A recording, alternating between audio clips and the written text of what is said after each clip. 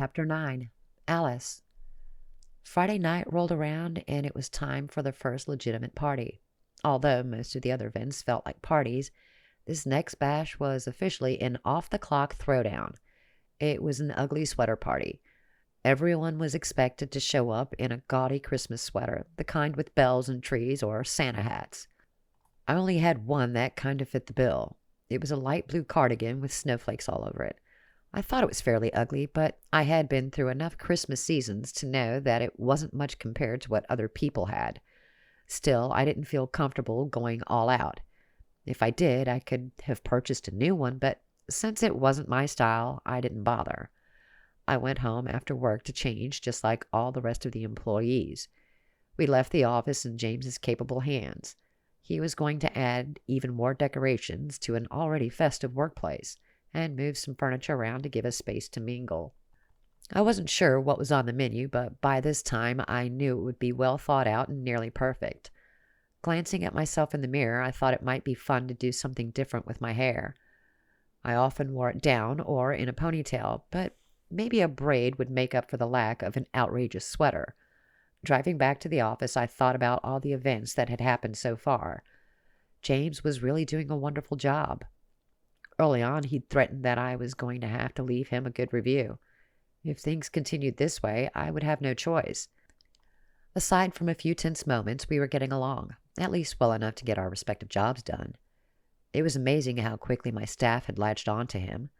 Whenever they saw him, they cheered as if he was a celebrity. I had to admit I was a tiny bit jealous. Of course, I was the boss, so they were never going to treat me like a rock star. Even if I gave them bonuses every day, they would still find reasons to complain about me. It was the nature of the beast. And James was careful to share the spotlight whenever he could. He was doing his best to include everyone and making it seem effortless all at the same time. I was skeptical in the beginning, not understanding how the James I knew could pull it off. But he was proving me wrong with every new activity. I was sold to the point that I almost couldn't picture him doing anything but party planning. I pulled into the parking lot and found that it was full. There was music blaring from our office building as if I was walking into a frat house. I wondered if he'd cleared the party with the complex security guards and figured he must have. He wouldn't leave something that vital to chance. Instead, the first floor had been transformed. The cubicles that usually stood in the middle of the room were gone, or rather, they weren't gone, but covered up by a dramatic display. A red velvet cloth was draped over the entire thing, and giant teddy bears sat on each desk. Each bear had a collection of presents arranged around him, making the display both attractive and whimsical. There was candy of all varieties in bowls between the bears' legs, and children circled the obstacle, filling their pockets with treats. I appreciated that James hadn't tried to move the computers. It would have taken hours to rewire everything. But he had done the next best thing and completely transformed the workspace into something resembling a toy store. Aside from the giant teddy bear display, there were Christmas lights running up the banister to the second floor. There were wreaths and pine boughs hanging from the ceiling. Several cafe-style tables had been brought in, and people clustered around them, chatting happily. Christmas rock thumped over the loudspeakers, bolstering everyone's mood. I was admittedly hailed when I walked in the door. Just like James, people cheered when they saw me, and I have to admit, it felt pretty good. It was a BYOB, and I could see that some people had definitely brought their own bottles. A few couples were dancing in a carved-out space near the stairs. James had established it as a dance floor with the addition of a colorful mat. There wasn't a lot of room, but the couples out there having a good time were making the most of it. I sidestepped them to make sure I didn't interrupt. Marcy offered me a plastic cup full of wine, and I accepted it. I had to drive home, so I wasn't going to have another one, but I figured one glass couldn't hurt. I fell into easy conversation with a few of my employees. It was amazing how an after-hours throwdown with a few extra lights made people open up. For once, I didn't feel like the boss. We were all just people trying to relax after a hard day's work. James was circulating the room. I spotted him easily as he helped some of the younger children reach the candy balls. He stopped by one cafe table and then the other, making sure everyone was having a good time. When he got to me, I could see that the sweater he was wearing beat mine hands down. It was bright red and green with a felt Christmas tree on the front. The tree had lights that really worked, probably hooked up to a battery hidden somewhere beneath the hem. Little flecks of real tinsel were woven around the branches, making it look like the real thing.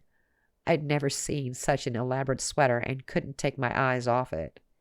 He spotted me staring and paused. Opening his arms wide, he turned around so I could see the back. There was less activity on the opposite side. Only a few presents and a line of shimmering silver stretching from one hip to the other. When he turned back around, I was captivated.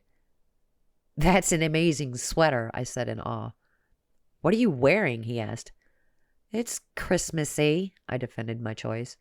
Marcy looked away, hiding a smile by pretending to be interested in the far wall. She wore a sweater with a Santa Claus face, its bright red nose squarely in the center of her breasts. Everyone at the party, down to the children, were decked out in the craziest of apparel. There were a few other people who had chosen more subdued attire, but not many. "You look normal," he objected. "I'll take that as a compliment," I teased him. "As you should," he replied. "It's a great party." I revealed my true feelings, knowing that it meant he was winning. If our little game of cat and mouse was just me waiting for him to fail, it didn't look like that was going to happen. "I have to admit, this December is 1,000 times better than last year." "Hear, hear!" People around me raised their glasses. It warmed my heart to see my work friends having so much fun. All the labor we put in during the day evaporated, and it was just us, getting to know one another. They let me into their club, even though I was the boss. We were bonding in a way we never had before, and it was all because of James. "Thank you," I said. "Would you like to dance?" he offered, taking the cup from my hand and setting it on the nearest table. A flash of annoyance ran through me at this gesture. I was perfectly capable of setting my own cup down, and I didn't even want to dance. I had to come up with some excuse quickly, or people were going to start haggling me. "Why don't you show me this monstrosity in the middle of the floor?" I asked. "The teddy bear train?" James gestured toward the display. "It's genius. I had to go big, or this space would just seem like the office." "I can't believe it is the office," I said, following him to the center of the room.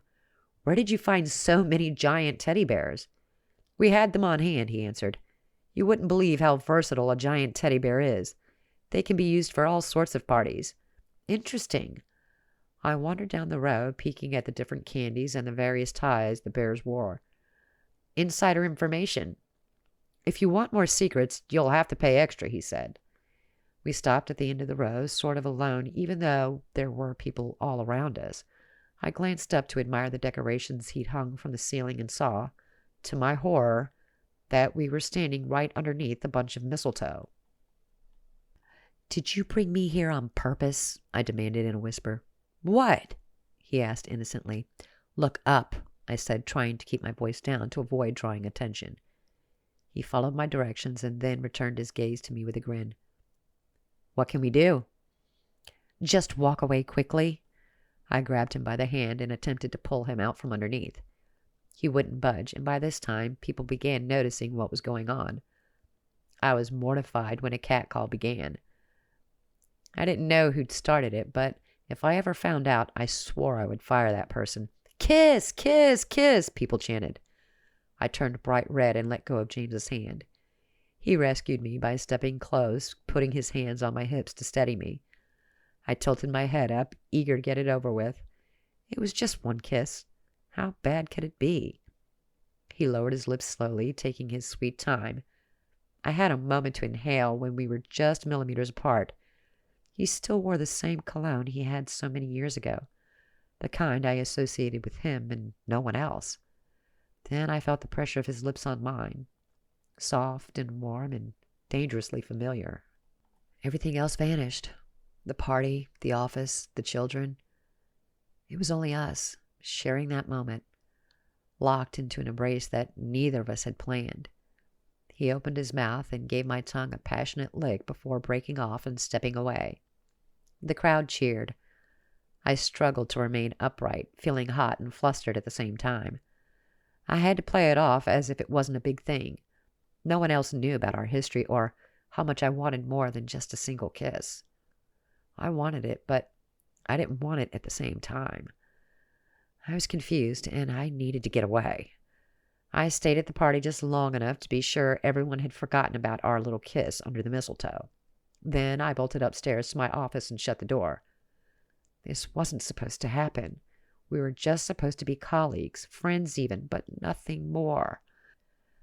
I didn't want to make the same mistake twice. James and I had our shot, and we blew it. There was no turning back. Whatever my body and my heart thought was going on clearly wasn't. I needed to hijack my feelings back from where they were taking me and set up clear boundaries. Thankfully, I kept a water bottle on my desk, and I went to it like a desperate woman. Pulling the stupid sweater off, I realized I was burning up. This was going to force confrontation on me, something I didn't want. But what else could I do? I had to tell James that we weren't getting back together. I had to make sure that kiss never had an encore performance. Since I was holed up in my office anyway, with no desire to go back down, I decided to get to work. It would take my mind off what had just happened and allow me to calm down. I shook my shoulders out before sitting down at my desk. This was something I knew. This was a place where I was in charge. It was the perfect antidote to being with James, allowing me to reclaim some of the dignity I'd lost.